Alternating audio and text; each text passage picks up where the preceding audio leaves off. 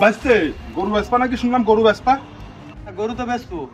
তা গরু যেহেতু বেচপা তা কত নিবা কও, গরুর দাম কত নিবা কও। কাকা তুমি আয়েছো তো 1,60,000 নিচে বেচার ইচ্ছা ছিল না, তুমি যখন আয়েছো 1.5 লাখ টাকা দিয়ে নে। বুঝছি, গরু যেহেতু বেচপা 1,50,000 না 1,20,000 দেবো, গরু দিয়ে দাও। আর হচ্ছে আমি লোক নিয়ে আসতেছি, তুমি কোনো কথা বলবা না, গরুর টাকা তোমার দিয়ে গরু নিয়ে চলে যাবো, তুমি একদম চুপ থাকবা, ঠিক আছে বাইস্তে? আচ্ছা কাকা ঠিক আছে, তুমি লোক নিয়ে যাও।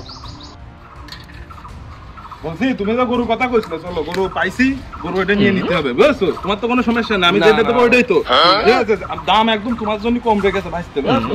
তুমি বল, আমি বলার সাথে সাথে সে গরু দিতে রাজি হয়ে গেছে। এই গরু হ্যাঁ এই যে এই গরু, এই গরু, এই যে মাল, এই যে এইটা, বুঝছো বাইস্তে? এই তোমার চাচা হয়, বুঝছো? এই তোমার চাচা হয়, সে এসে বিদেশের থেকে, তুমি ওই 2 লাখ 9 লাখ না 1,90,000 গরুটা দিয়ে দিবা। তোমার কোনো কথা আছে আর কোনো কথা আছে? কি বলবো, আপনি থাকতে না না, গরু ভালো হবে তো? আরে বাবু দুধ হয় 32 কেজি এর মতো।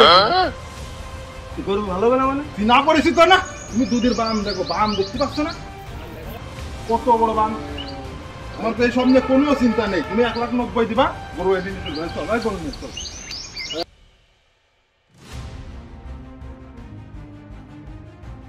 শালা লাল কাকা করলোটা কি?